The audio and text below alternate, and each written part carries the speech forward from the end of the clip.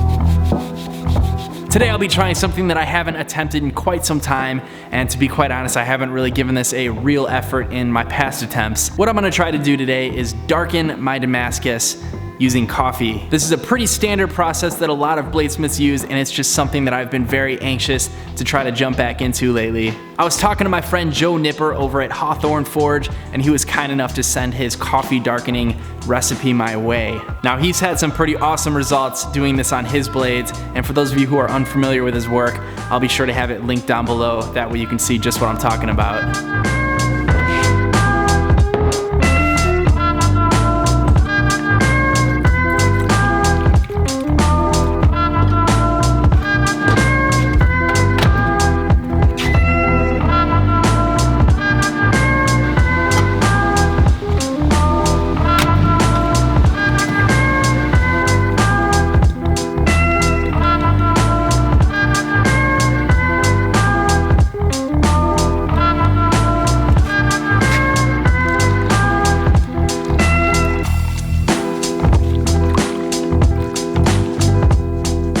Oh my God, that is some strong coffee.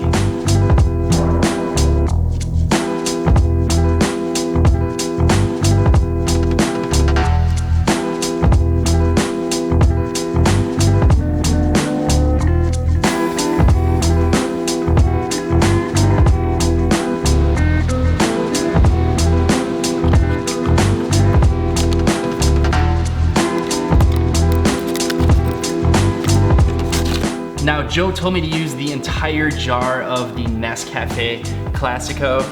This came in a couple different sizes at the store that I went to.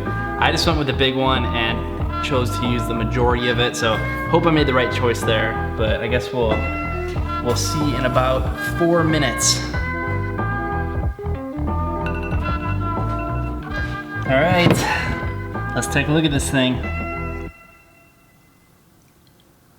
I can absolutely tell that there's some color here from the coffee. This is much darker than it was when I put it in. You can really tell that that blackened up the 1084 and actually darkened the 15N20 a little bit as well. Wow, yeah, there's a lot more contrast in this blade than there was before. I'm gonna leave this in just another few minutes or so to see if I can get this to blacken up just a little bit more.